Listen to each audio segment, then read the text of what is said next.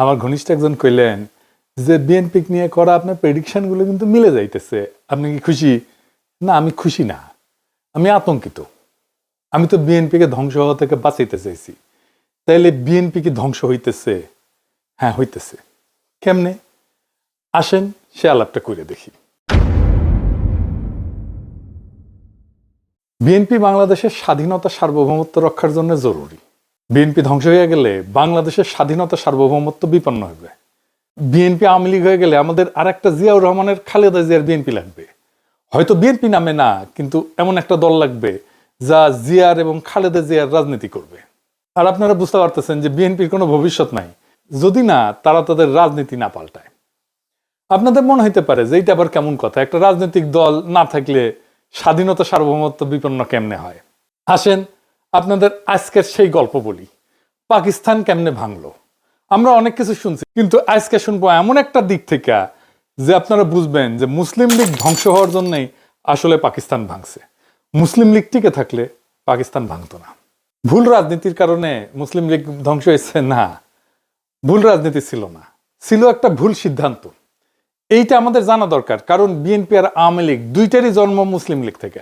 আওয়ামী লীগ আর BNP হইতেছে মুসলিম লীগ আর বামের যোগফল। আসেন এবার দেখি মুসলিম লীগ বিলুপ্তির ইতিহাস।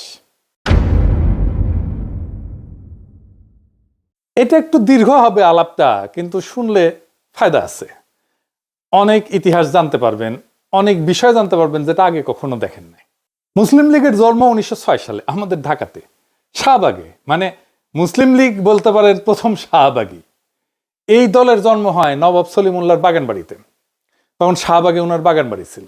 সমস্ত ভারতবর্ষের মুসলমান নেতারা ব্রিটিশ ইন্ডিয়ার অন্য কোনো শহর যেমন লখনৌ, দিল্লি, আগ্রা, লাহোর, হায়দ্রাবাদ, করাচি, বোম্বেতে মিটিং করে এই দলের গোড়াপত্তন করেন নাই, কিন্তু ঢাকায় এই দলের গোড়াপত্তন হয়েছে। এই ঐতিহাসিক ঘটনা ঘটছিল তৎকালীন ব্রিটিশ প্রদেশ পূর্ব বাংলা এবং আসামের রাজধানী ঢাকায়। এরপরে পাকিস্তান আন্দোলন হয়। পাকিস্তানের আবির্ভাব ঘটার 7 বছরের মাথায় এই দল বিলুপ্ত হয়ে যায়, জয় বাংলা হয়ে যায়। এটা খালি পূর্ব পাকিস্তান মানে বর্তমানে বাংলাদেশে ঘটে নাই, পশ্চিম পাকিস্তানেও একই ঘটনা ঘটছিল। এর ফলে আমাদের দেশের বুদ্ধিজীবীদের মধ্যে একটা মত প্রচলিত আছে, যেমন সলিমুল্লাহ খান, বদরুদ্দিন নম্বর, অসংখ্য বুদ্ধিজীবী মানুষ সে একই মত প্রচার করছে। কি সেই মত? সেটা হইতেছে মুসলিম লীগ পাকিস্তান তৈরি হওয়ার পর সবগুলো প্রদেশ মানে সিন্ধু, বাংলা, পাঞ্জাব সীমান্ত প্রদেশের প্রাদেশিক সরকার গঠন করে এবং পাকিস্তানের কেন্দ্রীয় গণপরিষদও প্রায় সবগুলো আসন পায়। অল্প কিছু আসন কংগ্রেসের হাতে থাকে। মুসলিম লীগের দুঃশাসন এবং জনবিচ্ছিন্নতার কারণে নাকি এই দল তার সমস্ত জনসমর্থন হারায় ফেলে এবং এর ফলেই নাকি 54 সালে পূর্ব পাকিস্তানের প্রাদেশিক নির্বাচনে ভরাডুবি ঘটে মুসলিম লীগের, আর তাতেই নাকি এই দল প্রায় বিলুপ্ত হয়ে যায়। তো এই বয়ানটা ঐতিহাসিকভাবে সত্য না। অধিকাংশ বাঙালি বুদ্ধিজীবী কোনো ঐতিহাসিক ঘটনার ডিটেইলস অনেক পরিশ্রম কইরা কষ্ট কইরা খুঁজে দেখে স্টাডি করে না। তারা খুব উপর ভাষা একটা কাজ করে, মানে উপর দিয়ে খালি খোঁজাখুঁজি করে দেখে, তারপরে আর একটা মতামত তৈরি করে, 2-1 লাইন পরে অল্প কিছু বুঝে সেটা নিয়ে উত্তেজিত হয়ে যায়, বারবার ওইটা রিপিট করতে থাকে। ফলে তাদের এই সস্তা বয়ানগুলো প্রতিষ্ঠা লাভ করে। আজকে আমরা দেখব কেন মুসলিম লীগ বিলুপ্ত হয়ে গেছিল এবং আমাদের বর্তমান রাজনৈতিক ঘটনা পট প্রবাহে এর গুরুত্ব কতখানি। মুসলিম লীগের ইন্টেলেকচুয়াল গডফাদার ছিলেন স্যার সৈয়দ আহমেদ খান। উনার লেখালেখি এবং অ্যাক্টিভিজমকে প্রেরণা ধরেই মুসলিম লীগের গোড়াপত্তন হয়। তো স্যার আহমেদ খান কিন্তু নিজে একটা সংগঠন তৈরি করছিলেন, তার নাম ছিল all India Mohammedan educational conference, যেটা একটা মিটিং এর স্থান হিসাবে নির্ধারণ করে 1906 সালে ঢাকার নবাব সলিমুল্লাহর আহসান মঞ্জিলকে। সেই মিটিংয়ে উপস্থিত 3000 ডেলিগেটের সভাপতিত্ব করেন দিল্লির উত্তরপ্রদেশে অবস্থিত মিরাটের নবাব ভিকারুল মুলক মোস্তাক হোসেন। সেই শাহবাগের মিটিংয়ে নবাব সলিমুল্লাহ মুসলমানদের একটা রাজনৈতিক দল গঠন করার প্রস্তাব আনেন, যেটা সর্বসম্মতিক্রমে গৃহীত হয়। এইভাবে জন্ম হয় অল ইন্ডিয়া মুসলিম লীগের। মুসলিম লীগের প্রথম প্রেসিডেন্ট করা হয় প্রিন্স আগা খানকে। এর সাথে ছিল 6 জন ভাইস প্রেসিডেন্ট, 1 জন সেক্রেটারি আর 2 জন জয়েন্ট সেক্রেটারি। সেক্রেটারি ছিলেন উত্তরপ্রদেশের বারহা গোত্রের সৈয়দ নবাব মহসিন উল মুলক। লীগের গঠনতন্ত্র বা সংবিধান, যেটাকে গ্রিন বুক বলা হইতো, সেটা রচনা করেন মৌলানা মোহাম্মদ আলী। তার ভাই মৌলানা শওকত আলীর সাথে মিলে প্রথম বিশ্বযুদ্ধের পর খেলাফত আন্দোলন করেন গান্ধী আর কংগ্রেসের সাথে একজোট হইয়া। মোহাম্মদ আলী জিন্নাহ পরে মুসলিম লীগের প্রেসিডেন্ট এবং প্রধান নেতা হন, কিন্তু তিনি তখন মুসলিম লীগে যোগদান করেননি। যখন মুসলিম লীগ গঠিত হয় তিনি তখন কংগ্রেস করতেন এবং তাকে গোপাল কৃষ্ণ গোখলে বলতো হিন্দু মুসলিম মিলনের অগ্রদূত। জিন্না 1913 সালে মুসলিম লীগের সদস্য হয়েছিলেন এবং 1916 সালে লখনৌয়ে মুসলিম লীগ আর কংগ্রেসের মধ্যে একটা মীমাংসা মিটিং এ উপস্থিত থাকেন, যেখানে কংগ্রেসের প্রতিনিধি ছিল বাল গঙ্গাধর তিলক এবং মুসলিম লীগের প্রতিনিধি হিসেবে পাঠানো হয়েছিল জিন্নাকে। জিন্না কিন্তু তখনও কংগ্রেসের মেম্বার ছিলেন, মানে তখন জিন্না কংগ্রেসও করতেন মুসলিম লীগও করতেন, দুই পার্টি করতেন, বুঝছাও। জিন্না কংগ্রেস ত্যাগ করেন 1920 সালে ডিসেম্বরে।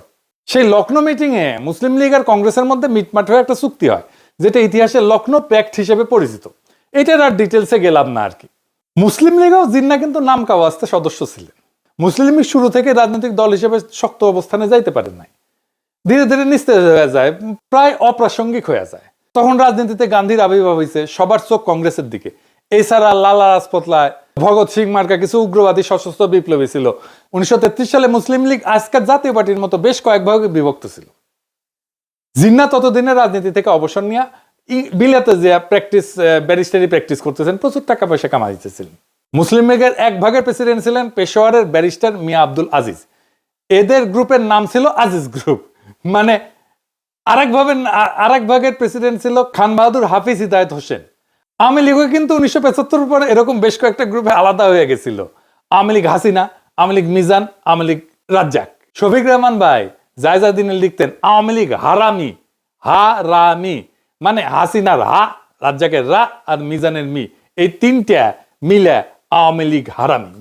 আওয়ামী লীগ কলে প্রথম থেকে হারামি, জাত হারামি আর কি, সাচ্চা হারামি, কয়েক জেনারেশনের হারামি। তাইলে মুসলিম লীগ কেমনে খাড়া হইল? মুসলিম লীগের এই অবস্থা দেখে উত্তরপ্রদেশের লিয়াকত আলী খান লন্ডনে গিয়ে জিন্নার সাথে দেখা করেন। তারা বোঝান যে উনি যদি ভারতে ফিরে এসে মুসলিম লীগের হাল ধরেন, তাইলে আজিজ গ্রুপ আর হেদায়েত গ্রুপ উভয় আবার একত্র হবে, পার্টি একদম ইউনিফাইড হবে। আজিজ আর হেদায়েত গ্রুপের কাউন্সিল উভয় মতামত দেয় যে জিন্না যদি দলের প্রেসিডেন্ট হন তাহলে আবার একত্র হইতে রাজি আছেন। এর ফলে জিন্না ভারতে ফিরে আসেন। 1934 সালের এপ্রিল মাসে মুসলিম লীগের কাউন্সিল মিটিং হয় দিল্লিতে। সেইখানে জিন্নার নেতৃত্বে মুসলিম লীগ আবার একত্রিত হইয়া জিন্না মুসলিম লীগের প্রেসিডেন্ট হন এবং 1947 সালে পাকিস্তানের গভর্নর জেনারেল হওয়ার আগ পর্যন্ত ওই পদে আসীন থাকেন। জিন্না মুসলিম লীগের প্রেসিডেন্ট হওয়ার পর সারা ভারতবর্ষ জুড়ে বিভিন্ন গুরুত্বপূর্ণ মুসলিম অ্যাক্টিভিস্ট আর নেতাদের লীগে রিক্রুট করা শুরু করেন। জিন্নার পার্সোনালিটি সবাইকে আকৃষ্ট করতে পারত, এই জন্য সবাই অনায়াসে তার নেতৃত্ব মেনে নিত। বাংলাতে নবাব সলিমুল্লাহর ভাগনা কিন্তু ছিলেন খাজা নাজিমুদ্দিন এবং এই ক্যারেক্টারটা খুবই ইম্পর্টেন্ট, এটা মাথায় রেখেন। সবসময় মুসলিম লীগ ছিলেন, যদিও নাজিমুদ্দিন অত্যন্ত দুর্বল একজন ব্যক্তিত্ব ছিলেন, তেমন কোনো ইন্টেলেকচুয়াল বা অ্যাডমিনিস্ট্রেটিভ ক্যাপাসিটি ছিল না, কোনোদিনই ছিল না। ব্যক্তি জীবনে অত্যন্ত অমায়িক ব্যক্তি হওয়ার ফলে সকলেই তাকে পছন্দ করতেন, আমাদের প্রফেসর ইউনুসের মতো। কারো সাথে নাই পাশে নাই। হোসেন শহীদ সোহরাওয়ার্দী প্রথম বিশ্বযুদ্ধের পর থেকে বাংলার রাজনীতিতে সরব ছিলেন, খিলাফত আন্দোলনে যুক্ত ছিলেন এবং একসময় কলকাতার ডেপুটি মেয়র ছিলেন। উনি কলকাতাতে ট্রেড ইউনিয়নের রাজনীতির সাথে জড়িত ছিলেন এবং ওইখানকার ইউনিয়নগুলোর মধ্যে ওনার ব্যাপক জনপ্রিয়তা ছিল। নিজস্ব একটা পার্টি ছিল, নাম ছিল অল ইউনাইটেড বেঙ্গল মুসলিম পার্টি। তারপরে সোহরাওয়ার্দী তো বেঙ্গলের মুখ্যমন্ত্রী ছিল। জিন্না সোহরাওয়ার্দীকে কনভিন্স করেন মুসলিম লীগে যোগ দিতে। এর ফলে 1936 সালে সোহরাওয়ার্দী তার পুরো দলবল নিয়ে বেঙ্গল প্রভিন্সিয়াল মুসলিম লীগে যোগদান করেন। ওনাকে দলের সেক্রেটারি করা হয়। বাংলার আরেকজন বড় মুসলমান নেতা AK ফজলুল হকেরও নিজস্ব একটা দল ছিল, মানে শেরে বাংলার কৃষক প্রজা সমিতি, যেটা পরে কৃষক প্রজা পার্টি হয়। এরপরে 1937 সালে ব্রিটিশ ভারতে প্রথম প্রাদেশিক নির্বাচন অনুষ্ঠিত হয়, যেখানে বাংলা প্রদেশে 250টার মধ্যে 120টা মুসলমান আসন ছিল। সেপারেট ইলেকটোরেটের অধীনে, মানে মুসলমানরা মুসলমানদের ভোট দিবে, হিন্দুরা হিন্দুদের ভোট দিবে। এবং মাথায় রেখেন, এই যে মুসলমান হিন্দুর আলাদা ভোটাধিকার, এটাই দেশভাগের একটা কারণ। মানে মুসলমান আর হিন্দু একসাথে থাকতে পারবে না, এটাই বোঝায়। এটা গোবিন্দ প্রামাণিক আলাদা ইলেকশনের কথা বলে না, হিন্দু মুসলমান। এইটা যদি হয় তাহলে বাংলাদেশ আর একটা রাষ্ট্র থাকবে না, দুইটা রাষ্ট্র হয়ে যাবে। মাথায় রেখেন এটা। যাই হোক, এই প্রসঙ্গে আর বিস্তারিত আলাপে না যায়। তো এই 250টা আসনের মধ্যে কংগ্রেস পায় 54টা, মুসলিম লীগ পায় 40টা, কৃষক প্রজা পার্টি পায় 36টা, হিন্দু মহাসভা পায় 4টা। হিন্দু মহাসভা হচ্ছে বিজেপির বাপ আর কি। বাকি আসন স্বতন্ত্র প্রার্থী ক্ষুদ্র কয়েকটা দল যেতে। 250টা আসনের মধ্যে মেজরিটি পাইতে লাগে 126টা সিট, যেটা একক কোনো দলের ছিল না। কংগ্রেস বৃহত্তম দল হওয়ার পরেও গোড়ামি করে মুসলিম লীগ অথবা ফজলুল হকের সাথে জোট করতে অস্বীকৃতি জানায়। এর ফলে ফজলুল হক তার পার্টি নিয়ে 1937 সালে মুসলিম লীগে যোগ দেন। তাকে সাথে সাথে বেঙ্গল প্রভিন্সিয়াল মুসলিম লীগের প্রেসিডেন্ট করা হয়। সোহরাওয়ার্দী সেক্রেটারি থাকেন। মুসলিম লীগের এমপিরা তাকে বাংলার চিফ মিনিস্টার পদে সমর্থন করে। সাথে আরো অনেক স্বতন্ত্র প্রার্থী যোগ দেয়। এইভাবে আইনসভায় মেজরিটি আসে। শেরে বাংলা ফজলুল হক বাংলার প্রথম মুখ্যমন্ত্রী হন। তার ক্যাবিনেটে 10 জন সদস্য ছিল। এর মধ্যে সোহরাওয়ার্দী ছিল বাণিজ্য এবং শ্রম মন্ত্রণালয়ের দায়িত্বে। 1938 সালে তৎকালীন ফরিদপুর জেলার গোপালগঞ্জ মহকুমায় একটা জনসভা করছিলেন উনি সোহরাওয়ার্দী। সেইখানে শেরে বাংলা ছিল, সোহরাওয়ার্দী দুইজনে গেছিলেন। সেইখানে প্রথম সোহরাওয়ার্দীর সাথে তার বডিগার্ডের পরিচয় হয়। মুজিবের 38 সালে বয়স ছিল কত জানেন? 18 বছর। তার জন্ম 1920 সালে। লাড্ডাগোড্ডা মুজিব পড়তো গোপালগঞ্জ মিশন স্কুলে ক্লাস 8-এ। 18 বছর বয়সে একজন ম্যাট্রিক ইন্টারমিডিয়েট পাশ করে বিশ্ববিদ্যালয়ে প্রথম বর্ষে থাকে অথবা ভর্তি পরীক্ষা দেয়। অথচ মুজিব সেই বয়সে কোনো মতে ক্লাস 8-এ 10-এ পৌঁছে যেতে পারছে। এরকম মাল ছিল মুজিব। আর সে আবার জাতির পিতাও বটে। সেই জাতি পুঙ্গা মারা খাইবে না, তোকে পাশে বাড়ি মোগলেস খাইবে পুঙ্গা মারা। যাই হোক, তখনই মুজিবের সাথে সোহরাওয়ার্দীর আলাপ, এরপর চিঠি লেখালেখি শুরু হয়। মুজিব কলকাতায় মুভ করে পুরোদস্ত এবং সোহরাওয়ার্দী বডিগার্ড হিসেবে তার ক্যারিয়ার শুরু করে। এইভাবে মুসলিম লীগের আস্তে আস্তে ডালপালা গজাইতে থাকে। 1940 সালে লাহোরে মুসলিম লীগের বার্ষিক সম্মেলন আহ্বান করা হয়। সেইখানে লীগের সমস্ত মুসলমান নেতারা উপস্থিত থাকেন। যেহেতু ভারতবর্ষের 11টা প্রদেশের মধ্যে একমাত্র বাংলাতেই মুসলিম লীগের সরকার ছিল, তাই বাংলার মুখ্যমন্ত্রী ফজলুল হককে দিয়া ঐতিহাসিক লাহোর প্রস্তাব পেশ করানো হয়। পাঞ্জাবে মুসলমানরা সংখ্যাগরিষ্ঠ থাকার পরেও সেখানে মুসলিম লীগ এবং কংগ্রেস একদম পাত্তা পায় নাই। 1937 সালের নির্বাচনে পাঞ্জাবে ইউনিয়নিস্ট পার্টি নামে একটা বড় দল ছিল, যেটা মেজরিটি আসন যেতে, এবং পাঞ্জাবের প্রথম চিফ মিনিস্টার হয় স্যার সিকান্দার হায়াত খান। স্যার সিকান্দার হায়াতের ছেলে শওকত হায়াত খান মুসলিম লীগের জিন্নার অনুসারী ছিলেন। ইউনিয়নিস্ট পার্টির সাথে মুসলিম লীগের পরে ব্যাপক গ্যাঞ্জাম হয়। 1941 সালে দ্বিতীয় বিশ্বযুদ্ধ শুরু হইলে দিল্লিতে ভাইসরয় একটা ডিফেন্স কাউন্সিল তৈরি করে, যেটা মুসলিম লীগ এবং কংগ্রেস অফিসিয়ালি বয়কট করে। মুসলিম লীগের নিষেধ থাকা সত্ত্বেও শেরে বাংলা সেই কাউন্সিলে মেম্বার হিসেবে যোগ দেন। শেরে বাংলা কিন্তু খুবই লোভী কিসিমের মানুষ ছিলেন, যে জন্য যখন তাকে পদের লোভ কেউ দেখাইতো সেটা গিলতেন উনি। এরকম অসংখ্য উদাহরণ আছে। ফজলুল হক মানে শেরে বাংলা, একে ফজলুল হক, এই নামগুলা শুনলে কাইত হইয়া পড়ে যান না। এটা নিয়ে পরে সুযোগ পেলে আরেকবার আলাপ হবে। ফজলুল হকের উপর থেকে মুসলিম লীগের সমর্থন উঠে নেওয়ার পর হক সাহেব হিন্দু মহাসভার শ্যামাপ্রসাদ মুখার্জি আর কংগ্রেসের হিন্দু মেম্বারদের সাথে জোট কইরা আরো 2 বছর মানে 1943 সাল পর্যন্ত ক্ষমতা থাকেন। এইটারে হক মুখার্জি মন্ত্রিসভা বলা হয় ইতিহাসে, মানে সেকুলার হয়েছে। শ্যামাপ্রসাদ মুখার্জি বিজেপির প্রতিষ্ঠাতা, তার মতো ইসলাম বিদ্বেষীর সাথে জোট কইরা হইলেও ক্ষমতায় থাকতেই হবে 2 বছরের জন্য হইলেও। এই হইতেছে শেরে বাংলা। এরপরে আসে 1946 সালের ফাইনাল নির্বাচন। ততদিনে সোহরাওয়ার্দী বাংলার মুসলিম লীগের সবচেয়ে এফিসিয়েন্ট এবং কর্মক্ষম নেতা হিসেবে আবির্ভূত হয়েছেন। সেই নির্বাচন ছিল পাকিস্তানের ম্যান্ডেটের নির্বাচন। সেই নির্বাচনে মুসলিম লীগ ভারতবর্ষের মুসলমানদের সব আসনে প্রায় 90% আসন যেতে। বাংলাতেও ফজলুল হকের কৃষক প্রজাপার্টি একদম জয় বাংলা হয়ে আছে। শ্যামাপ্রসাদ মুখার্জির সাথে সরকার কইরা 2 বছরের এক্সটেনশন পাওয়ার পুরস্কার পান উনি। পাঞ্জাবে ইউনিয়নিস্ট পার্টির কথা বলছিলাম না, অল্প কয়েকটা আসন যেতে মুসলিম লীগের বিপরীতে।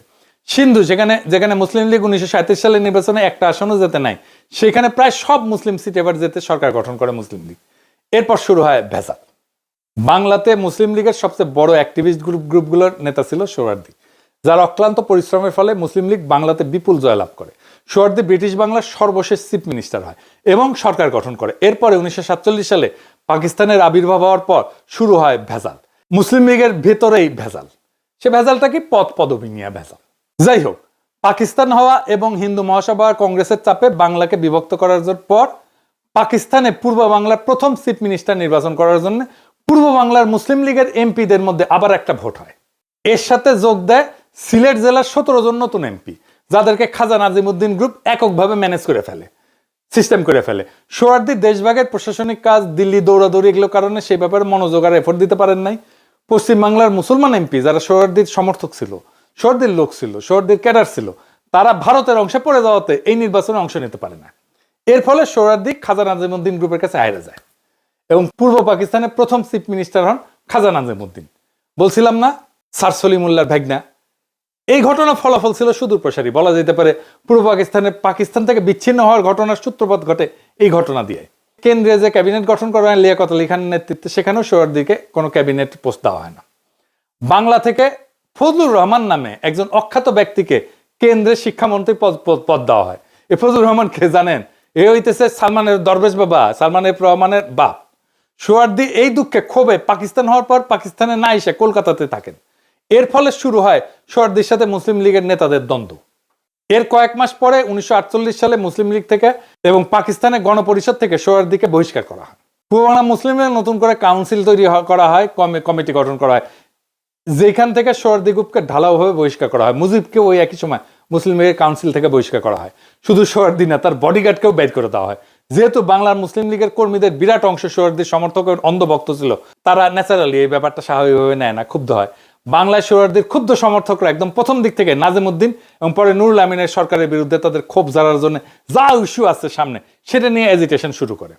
এই সোহরাওয়ার্দী যে মুসলিম লীগের উপরে রাগ ঝাড়তেছে আর পূর্ব পাকিস্তানের সমস্ত এজিটেশনে কলকাতায় নাড়তেছে, সেটা সে আইয়ুব খানের কাছে ওপেনলি স্বীকার করছে। আইয়ুব খানের একটা বই আছে, ফ্রেন্ডস নট মাস্টার্স, এইটা সে লিখে গেছে 25 পৃষ্ঠায়, পারলে পড়ে নিন, আমি আর পুরো বিষয়তে গেলাম না আর কি। তো এই খাজা নাজিমউদ্দিন কেমন মানুষ ছিলেন? খাজা নাজিমউদ্দিন একটা অপদার্থ কাইসিমের মানুষ ছিলেন। তার গ্রুপের তেমন কোনো কর্মী ছিল না। এই বিরাট সংখ্যক ক্ষুব্ধ কর্মী যারা পাকিস্তান আন্দোলনে অত্যন্ত গুরুত্বপূর্ণ ভূমিকা রাখছিল আর সোহরাওয়ার্দীর সমর্থক ছিল, তারা এরপরে মুসলিম লীগ থেকে বের হয়ে নিজেরা 1949 সালে সম্মেলন করে নতুন একটা দল গঠন করে। কি সেই দল? আওয়ামী মুসলিম লীগ। এইটা এর বাংলা অংশের সভাপতি করা হয় মাওলানা ভাসানীকে, যিনি পাকিস্তান আন্দোলনের সময় আসামে ছিলেন। অল পাকিস্তান আওয়ামী মুসলিম লীগের প্রেসিডেন্ট পদে স্বাভাবিকভাবে সোহরাওয়ার্দী সর্বসম্মতভাবে নির্বাচিত হন। ভাষা আন্দোলন থেকে শুরু করে পরের সমস্ত আন্দোলন ছিল মূলত নাজিমউদ্দিন নুরুল আমিন গ্রুপের বিরুদ্ধে সোহরাওয়ার্দী গ্রুপের ক্ষোভের বহিঃপ্রকাশ। আর বাম কমিউনিস্টরা ভারতের মদতপুষ্ট হয়ে এই সময় আওয়ামী লীগের কান্দে ভর কইরা শুরু করে সমস্ত এজিটেশন এবং আন্দোলনে উস্কানি দিতে থাকে। ঠিক এখনকার সাথে মিলায় দেখেন, প্রফেসর ইউনূসকে বসান খাজা নাজিমউদ্দিনের জায়গায়, মিলে? যদি হোসেন শহীদ সোহরাওয়ার্দীকে পূর্ব পাকিস্তানের প্রথম চিফ মিনিস্টার বানানো হইতো, যেটা তার প্রাপ্য ছিল আসলে, তাহলে উর্দু কেন, হিব্রুকে রাষ্ট্রভাষা করলেও কোনো আন্দোলন হইতো না।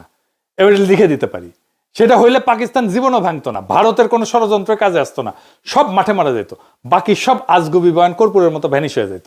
কিছু ছুটকা ছুটকা মানুষ এদিক ওইদিকে একটু আওয়াজ তুললেও সোহরাওয়ার্দীর ক্যাডাররা তাদেরকে সাইজ করে দিত, মোকাবেলা করতো।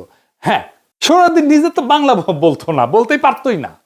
নিজে পশ্চিমবঙ্গের উর্দুভাষী মুসলিম ছিলেন, বাংলা দুই লাইন বলতেও পারতো না, লিখতেও পারতো না।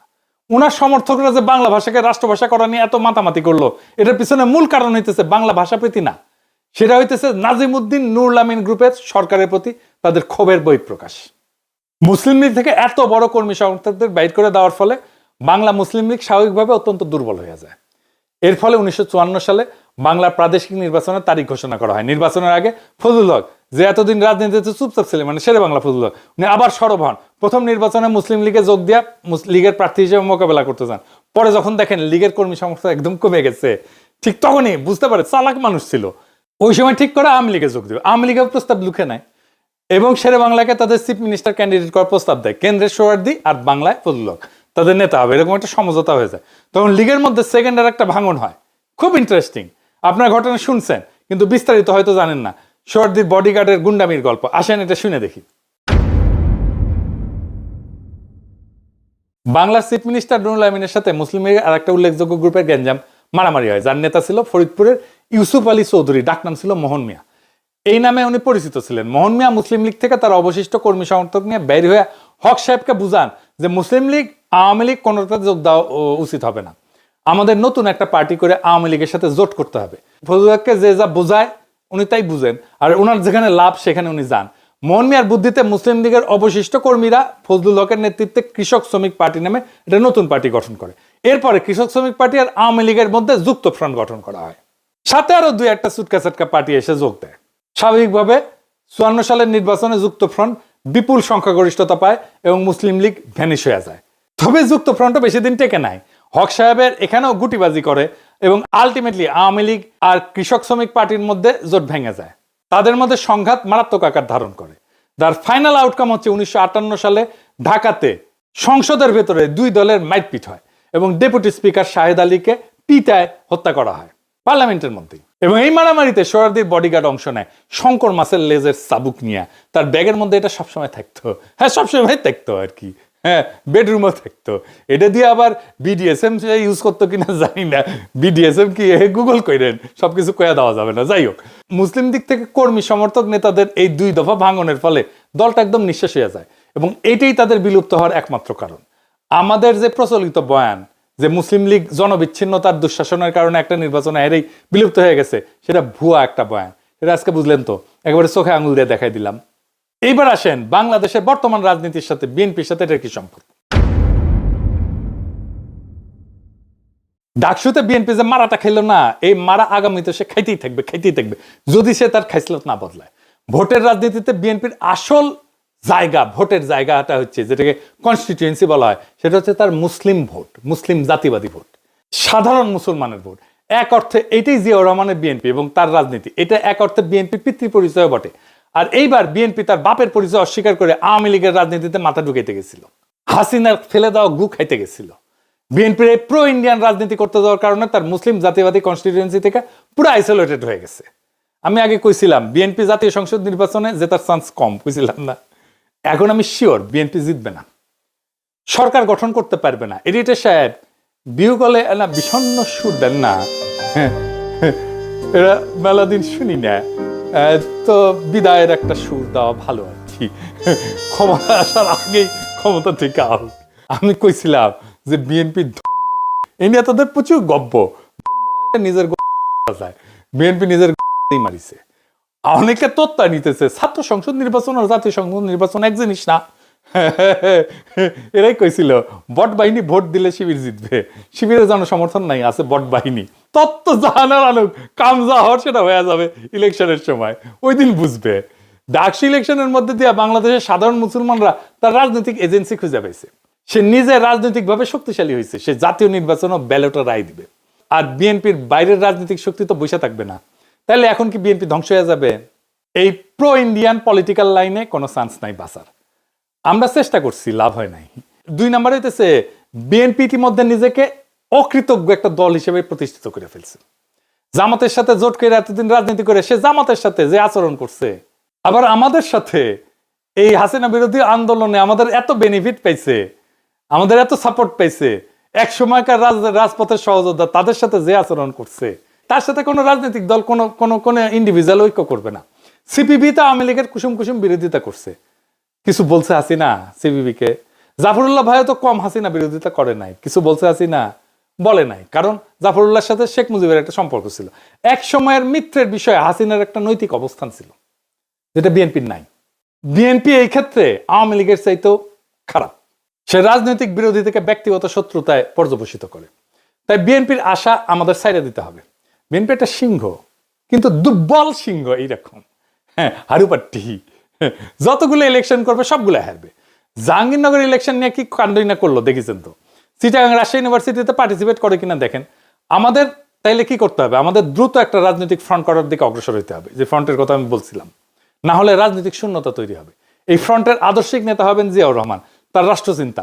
বিএনপি কোণঠাসা বা নিষ্ক্রিয় ট্রু ন্যাশনালিস্টরা তাদেরকে একটা স্পেস দিলে তারাও চলে আসবে দলে দলে।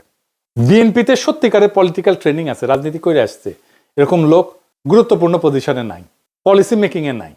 থাকলে হাসিনা উৎখাতের লড়াই সেই বিএনপি নেতৃত্ব দিত, পারে নাই নেতৃত্ব দিতে। মুসলিম লীগ থেকে জন্ম নেওয়া আওয়ামী লীগ জয় বাংলা হয়েছে, আর এক দল জয় বাংলা হওয়ার পথে। বাংলাদেশের রাজনৈতিক ইতিহাস আমাদেরকে দেখায় যে দল তার শেকড় জনগণের আসল কনস্টিটিউয়েন্সি থেকে বিচ্ছিন্ন হয়ে যায়, সে দল টেকে না। মুসলিম লীগ তার উদাহরণ। আর আজ বিএনপি সেই ক্রুশিয়াল ভুলের পুনরাবৃত্তি করছে, নিজের অস্তিত্বের মাটিকে অস্বীকার করে প্রো ইন্ডিয়ান লাইনে গিয়ে জামাতের সাথে অমানবিক সম্পর্ক তৈরি করছে। তার এক সময় রাজনৈতিক সহযোদ্ধাদের সাথে অমানুষের মতো আচরণ করছে। বিএনপি নিজের ঘর নিজেই ভাঙছে। কিন্তু তার মানে এই না জিয়াউর রহমানের রাজনীতি হারায় যাবে। জিয়াউর রহমান যেমন বাকশালের ধ্বংসস্তূপ থেকে নতুন রাষ্ট্রচিন্তা দাঁড় করেছিলেন, আজ তার চিন্তাধারার মধ্যে আছে বাংলাদেশকে বাঁচানোর শক্তি। বিএনপি হয়তো দুর্বল সিংহ হয়ে পড়ছে, কিন্তু এই দেশের সাধারণ মুসলমানদের রাজনৈতিক এজেন্সি আর স্বাধীনতার আকাঙ্ক্ষা আজও বেঁচে আছে। ডাকসুর ব্যালটে যেমন সাধারণ মানুষ নিজের কণ্ঠ খুঁজে পেয়েছে, জাতীয় নির্বাচনেও সেই কণ্ঠ আরো জোরে উচ্চারিত হবে। আমাদের দায়িত্ব এখন নতুন রাজনৈতিক ফ্রন্ট গড়ে তোলা, যেখানে জাতীয় মর্যাদা, আঞ্চলিক অখণ্ডতা আর সার্বভৌমত্ব প্রশ্ন হবে মূল কেন্দ্র, যেখানে জিয়াউর রহমানের রাষ্ট্রচিন্তা হবে আমাদের আদর্শিক দিক নির্দেশনা। এই ফ্রন্ট হবে সাধারণ মানুষের, মজলুমদের, নিপীড়িতদের, যারা আওয়ামী ফ্যাসিবাদ এবং বিএনপির বিভ্রান্ত রাজনীতির বাইরে নতুন আশা খুঁজতেছে। ইতিহাসের শিক্ষা পরিষ্কার, শূন্যতা কখনো স্থায়ী হয় না। আমরা যদি শক্তি, দিক নির্দেশনা নিয়ে আগায় যাই, তবে সেই শূন্যতা পূরণ হবেই আমাদের দিয়া। বিএনপি হয়তো ভাঙবে, কিন্তু জিয়ার আদর্শের সেই পতাকা ভাঙবে না। সেই পতাকা আবারও উড়বে শক্তিশালী সংগঠিত নতুন ফ্রন্টের হাতে। এটাই আমাদের আহ্বান, এটাই আমাদের আগামী ইনকিলাব। জিন্দাবাদ।